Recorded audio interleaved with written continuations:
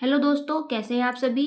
2025 में बहुत सारे बच्चों ने 12th पास आउट करके बीए, बीएससी, बीकॉम के फर्स्ट सेमेस्टर में एडमिशन लिया होगा। एडमिशन लेने के बाद जो सबसे पहला प्रोसेस हम लोग के मन में होता है या हम लोग के मन में डाउट होता है या आप कह सकते हैं उत्सुकता होती है कि हम लोग का सिलेबस क्या है। तो आप बिल्कुल सही चैनल पे आए। आपको 2025-26 के हर एक सब्जेक्ट का यहाँ पे सिलेबस बताया जाएगा, चाहे वो मेजर हो या माइनर। सबसे पहले मैं बता दूं कि बीए में तो बहुत बच्चों का ये मेजर होगा इकोनॉमिक्स, लेकिन बीकॉम में, बीएससी में बहुत सारे बच्चों का माइनर सब्जेक्ट भी होगा। तो चाहे माइनर हो मेजर, दोनों का सब्जेक्ट सेम है, इकोनॉमिक्स का कोई भी अंतर नहीं है। फिलहाल अभी तक नहीं है, जितना मैंने सारी यूनिवर्सिटीज़ को देखा है सबका सिलेबस इकोनॉमिक्स का सेम है। एक चीज़ और बता दूं कि आप यूपी में किसी भी यूनिवर्सिटी से अगर हैं और ये वीडियो देख रहे हैं तो सबका सिलेबस सेम है। चाहे वो कानपुर यूनिवर्सिटी हो, चौधरी चरण सिंह हो, या आपकी महात्मा गांधी काशी विद्यापीठ यूनिवर्सिटी हो, माँ शाकुंभरी हो, कोई भी यूनिवर्सिटी हो, सबका सिलेबस इकोनॉमिक्स का सेम है। और जो आपके पेपर का नेम है, यानी सब्जेक्ट तो आपका इकोनॉमिक्स हो गया, लेकिन आपका पेपर का नेम क्या है, टाइटल क्या है, वो है प्रिंसिपल ऑफ माइक्रो इकोनॉमिक्स। दोस्तों, यहाँ पे आपको सिर्फ सिलेबस नहीं बताया जाएगा, आपको इंपॉर्टेंट क्वेश्चन भी बताए जाएंगे। आप चैनल के साथ जुड़ जाएं। आपको प्रीवियस ईयर क्वेश्चन पेपर भी प्रोवाइड कराए जाएंगे, जिससे आपको आइडिया हो कि पिछले साल किस तरह के क्वेश्चन पूछे जाते हैं। तो चलिए अब हम लोग अपना सिलेबस डिस्कस करते हैं। आज ये इकोनॉमिक्स का सिलेबस है। आपके पास कोई भी सब्जेक्ट हो, हिस्ट्री हो या आपके पास पॉलिटी हो, एजुकेशन हो, सबका सिलेबस आपको यहाँ बताया जाएगा। तो आप चैनल के साथ जुड़ जाइए। तो चलिए हम लोग अब डिस्कस करते हैं। हम लोग अपनी यूनिट फर्स्ट, सबसे पहले जो हम लोग की यूनिट फर्स्ट है उसमें आप पढ़ेंगे इंट्रोडक्शन, प्रस्तावना।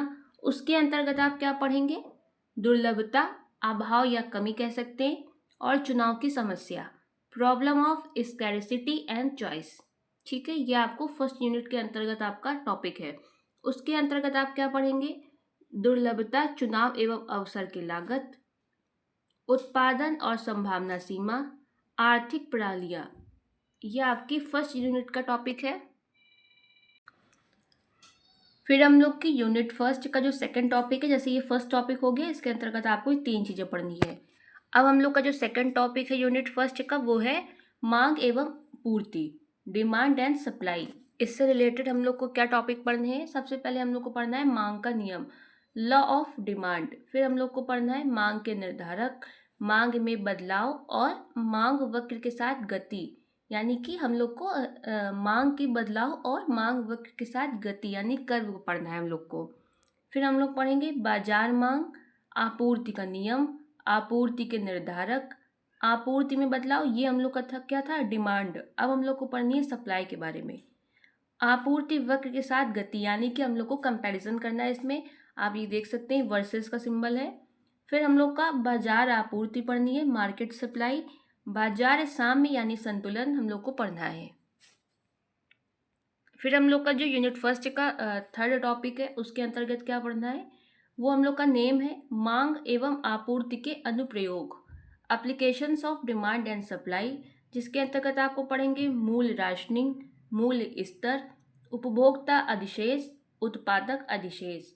फिर हम लोग यूनिट फर्स्ट में जो हम लोग का फोर्थ नंबर का टॉपिक है वो है लोच, जिसमें हम लोग पढ़ेंगे मांग की कीमत लोच, लोच की गणना, मांग की लोच के निर्धारक तत्व और अन्य लोच।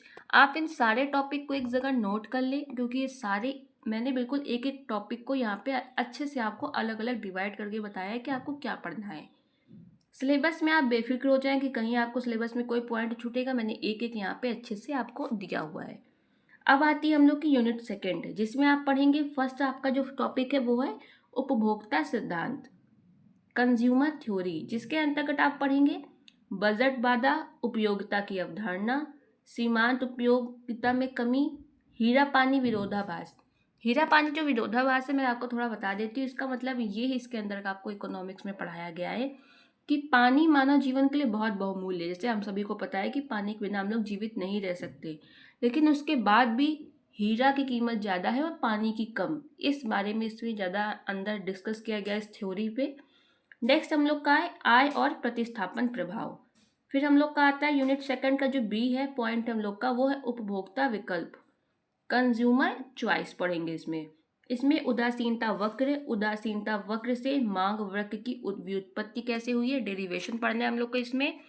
फिर हम लोग को पढ़ना है बजट बाधा, फिर प्रकट वरीयता का सिद्धांत। फिर आती है हम लोग की यूनिट थर्ड, जिसमें हम लोग उत्पादन एवं लागत पढ़ेंगे, प्रोडक्शन एंड कॉस्ट। फिर हम लोग के यूनिट थर्ड का जो फर्स्ट पॉइंट है वो है उत्पादन यानी कि प्रोडक्शन,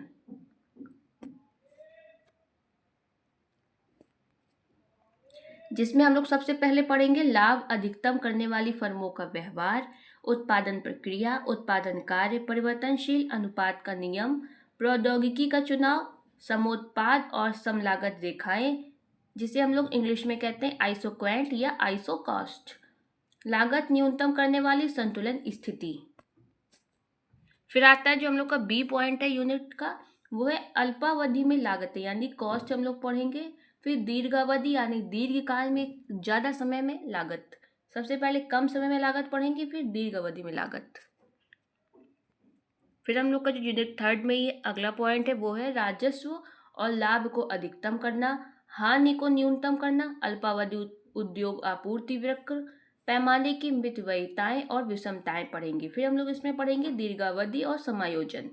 अब आती है हम लोग की यूनिट फोर्थ यानी कि मार्केट स्ट्रक्चर, बाजार संरचना। इसके अंतर्गत जो हम लोग का फर्स्ट टॉपिक है वो है पूर्ण प्रतियोगिता, परफेक्ट कंपटीशन, मान्यताएं, पूर्ण मतलब हम लोग पूर्ण प्रतियोगिता की क्या मान्यताएं हैं या कह सकते हैं क्या थ्योरी है, अवधारणाएं हैं, हम लोग वो सब इसमें पढ़ेंगे।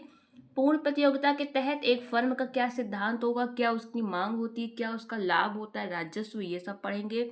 फिर अल्पावधि और दीर्घ अवधि में फर्म का क्या संतुलन होना चाहिए, दीर्घकाल में उद्योग का आपूर्ति वक्र, बढ़ती लागत, घटती लागत और स्थिर लागत वाले उद्योग, मतलब आपको आपूर्ति वक्र में ये तीनों चीजें पढ़नी है।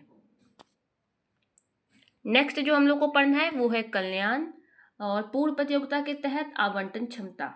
फिर हम लोग की आती है यूनिट फोर्थ की अपूर्ण प्रतियोगिता। अभी तक हम लोग की ये क्या थी, पूर्ण प्रतियोगिता, अब आएगी अपूर्ण, इम्परफेक्ट कंपटीशन। इसके अंतर्गत हम लोग क्या पढ़ेंगे, एकाधिकार प्रतियोगिताएं, इसकी क्या थ्योरी, मान्यताएं हैं, अवधारणाएं हैं, वो सब पढ़ेंगे।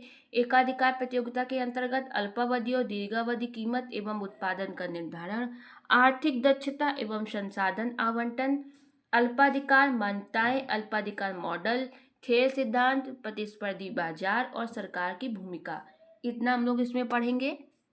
फिर हम लोग की आती है यूनिट फिफ्थ, जिसका नेम है या आप कह सकते हैं यूनिट फिफ्थ पर्टिकुलर किस पे वो है एकाधिकार फर्म का सिद्धांत, जिसके अंतर्गत हम लोग पढ़ेंगे अपूर्ण प्रतिस्पर्धा की अवधारणाएं, एकाधिकार फर्म के अल्पावधि यानी कम समय, दीर्घावधि यानी ज़्यादा समय में मूल्य और उत्पादन निर्णय, एकाधिकार के अंतर्गत आपूर्ति वक्र की अवधारणा, पूर्ण प्रतियोगिता और एकाधिकार की हम लोग यहाँ तुलना भी देखेंगे यूनिट फिफ्थ में। नेक्स्ट हम लोग क्या देखेंगे, एकाधिकार की सामाजिक क्या लागत है, मूल भेदभाव, एकाधिकार के लिए क्या उपाय हैं, अविश्वास कानून, प्राकृतिक एकाधिकार। नेक्स्ट हम लोग की जो यूनिट है वो है यूनिट 6, जिसके अंतर्गत हम लोग देखेंगे उपभोक्ता और उत्पादक सिद्धांत। फिर हम लोग का जो है कंज्यूमर एंड प्रोड्यूसर थ्योरी। इसके अंतर्गत जो हम लोग का फर्स्ट पॉइंट है वो है उपभोक्ता और उत्पादक सिद्धांत का क्रियान्वयन। इसके अंतर्गत क्या टॉपिक हम लोग देखेंगे, हम लोग देखेंगे बाह्यताएं, सीमांत लागत मूल निर्धारण, आंतरिक बाह्यताएं, सार्वजनिक वस्तुएं। फिर नेक्स्ट हम लोग इसमें पढ़ेंगे अपूर्ण सूचना, प्रतिकूल चयन, नैतिक जोखिम, सामाजिक विकल्प और सरकारी अकुशलता। ठीक है, ये हम लोग देखेंगे। यानी कि इसका मतलब ये है कि अपूर्ण सूचना के अंतर्गत हम लोग को ये पढ़ना है, जिसके आगे जैसे मैंने लिखा है ना उसका मतलब वो एक साथ पढ़ना है आपको। नेक्स्ट हम लोग का जो पॉइंट है वो है बाजार और बाजार विफलताएं, मार्केट्स एंड मार्केट फेलियर, मांग में परिवर्तन के लिए बाजार समायोजन, पूर्ण प्रतिस्पर्धा की दक्षता, बाजार विफलता के स्रोत। इसके अंतर्गत हम लोग पढ़ेंगे अपूर्ण बाजार, सार्वजनिक वस्तुएं, बाह्य प्रभाव या अपूर्ण जानकारी। नेक्स्ट हम लोग का जो टॉपिक है वो है बाजार तंत्र का मूल्यांकन। अब आती है हम लोग की यूनिट 7, जिसमें हम लोग देखेंगे आय वितरण और कारक मूल निर्धारण, जिसके अंतर्गत हम लोग पढ़ेंगे इनपुट बाजार या हम लोग इसको फैक्टर मार्केट भी कहते हैं। इसके अंतर्गत हम लोग देखेंगे कि इनपुट की मांग क्या है। इनपुट बाजार ये होता है कि जब हम लोग किसी चीज़ या वस्तु का उत्पादन करते हैं तो उसके लिए हम लोग को क्या क्या चीज़ों की आवश्यकता होती है, जितने संसाधन जुटाए जाते हैं वो इसके अंतर्गत पढ़ते हैं, जैसे श्रमिक, या आप कह सकते हैं आपको श्रमिक की ज़रूरत होती है किसी भी चीज़ के उत्पादन में, क्या हम लोग को चीज़ों की ज़रूरत होती है, यानी कि ज़मीन चाहिए होती है। जैसे हम लोग कोई फैक्ट्री लगाना चाह रहे हैं तो पहले सबसे पहले इसमें ज़मीन हम लोग लेंगे, फिर उसमें औजार इकट्ठा करेंगे, मशीन इकट्ठा करेंगे, फिर हम लोग श्रमिक लाएंगे। तो ये सब चीज़ें इनपुट बाजार में हम लोग पढ़ते हैं।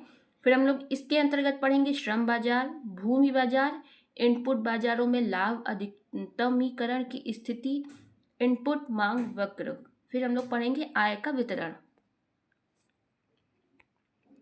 यूनिट 8 हम लोग की अब आएगी, वो आएगी हम लोग की, क्या नाम है यूनिट 8 का, कल्याणवादी अर्थशास्त्र। इसके अंतर्गत हम लोग क्या पढ़ेंगे, कल्याणवादी अर्थशास्त्र की क्या अवधारणा है, क्या डेफिनेशन है वो देखेंगे। मानक और सकारात्मक अर्थशास्त्र, सामाजिक कल्याण की अवधारणा, कल्याणकारी अर्थशास्त्र में मूल निर्णय की क्या भूमिका है, व्यक्तिगत और सामाजिक कल्याण, पैरेटो स्तंभता पढ़ेंगे। फिर हम लोग पैरेटो दक्षता भी कहते हैं। फिर हम लोग पढ़ेंगे पैरेटो स्तंभता की शर्तें क्या हैं। फिर हम लोग देखेंगे नवीन कल्याण अर्थशास्त्र, कलडोर हिक्स का क्या कल्याण मानदंड है वो देखेंगे। स्किटोविस्की विरोधाभास और हम लोग इसका दोहरा मानदंड देखेंगे। ग्रैंड यूटिलिटी संभावना सीमा देखेंगे। ये सब आपकी थ्योरी है, आपको थोड़ा अजीब लग रहा होगा पढ़ने में, लेकिन ये सारी इन लोग की पर्टिकुलर थ्योरी है, तो वो आपको पढ़नी है। आप एक जगह नोट डाउन कर लें कि आपको किस किस की थ्योरी पढ़नी है। फिर हम लोग इसमें पढ़ेंगे सामाजिक कल्याण कार्य, फिर पढ़ेंगे सामाजिक विकल्प के सिद्धांत। तो ये था आपका पूरा सिलेबस, इंग्लिश हिंदी दोनों मैंने आपको दिया है। अगर आप इंग्लिश में पढ़ते हैं तो आप इंग्लिश में देख लें, हिंदी में देखते हैं तो आप हिंदी में देख लें। तो आपको कहीं कोई डाउट हो, कुछ समझ ना आया तो आप मुझे कमेंट कर सकते हैं, और इसके प्रीवियस या क्वेश्चन पेपर भी मैं आपको प्रोवाइड करा दूंगी जिससे आपको आइडिया हो जाए। तो चैनल के साथ जुड़ जाए, आपको यहाँ बहुत सारी चीज़ें मिलेंगी। कहीं कोई क्वेरी हो कमेंट करें, रिप्लाई मैं डेफिनेटली करती हूँ। वीडियो देखने के लिए धन्यवाद।